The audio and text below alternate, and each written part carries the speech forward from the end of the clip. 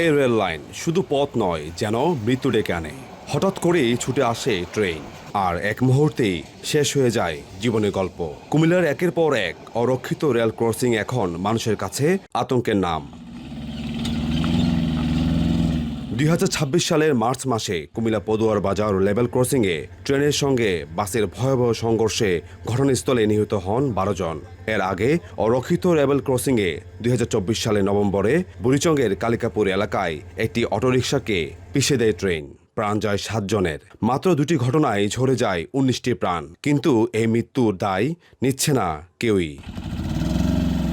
পুরো জেলায় 21টি level crossing gate থাকলেও এর বাইরে রয়েছে অন্তত 59টি অরক্ষিত রেল ক্রসিং, যেখানে নেই গেট, নেই গেটম্যান, নেই কোনো সতর্কতা।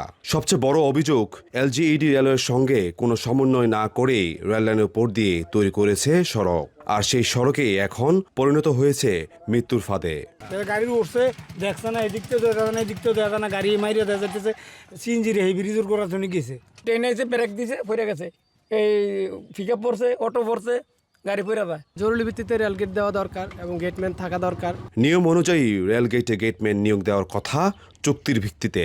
একটি লেভেল ক্রসিংয়ে 3 জন, স্পেশাল লেভেল ক্রসিংয়ে 6 জন গেটম্যান শিফটে দায়িত্ব পালনের কথা, কিন্তু বাস্তব চিত্র ভয়াবহ।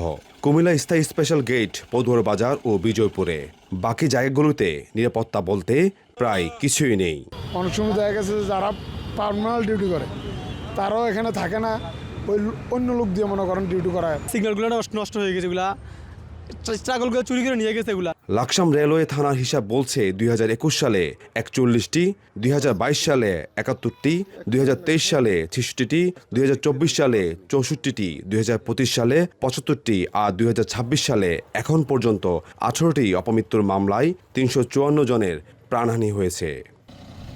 কুমিল্লায় বর্তমানে 59টি অরক্ষিত লেভেল ক্রসিং আছে, যেখানে কোনো গেট ও গেটম্যান নেই। প্রায় সবগুলো সড়ক এলজিইডি রেলওয়ে কর্তৃপক্ষের সঙ্গে সমন্বয় না করে নির্মাণ করেছে বলে জানান রেল কর্মকর্তা। অন্যদিকে এলজিইডির কর্মকর্তা বলছে 2024 সালে 31টি ঝুঁকিপূর্ণ অরক্ষিত লেভেল ক্রসিংয়ের বিষয়ে পদক্ষেপ নেওয়ার জন্য সদর দপ্তরে প্রধান প্রকৌশলীকে চিঠি দেওয়া হয়েছিল। তারা দেখা যাচ্ছে যে রাতের আধারেও করে থাকে, আমরা বাধা দেই, আমাদের বাধা উপেক্ষা করে আমাদের অজান্তে তারা এই রাস্তাগুলি তৈরি করে এলজিডি। আমি এগুলো বিষয়ে কী করণীয় যায় আমার কর্তৃপক্ষের কাছে আমি এই বিষয়ে ব্যবস্থা নেওয়ার জন্য অনুরোধ করব। এখন প্রশ্ন, এই মৃত্যুর দায় কার? এলজিইডি নাকি রেলওয়ের, নাকি সমন্বয়হীন এক সিস্টেমের? সমন্বয়হীন উন্নয়ন আর দায়িত্বহীনতা বন্ধ না হলে এই মৃত্যুর মিছিল থামবে না, এমনটাই বলছেন বিশেষজ্ঞরা। ইশতিয়াক আহমেদ, সময় সংবাদ, কুমিল্লা।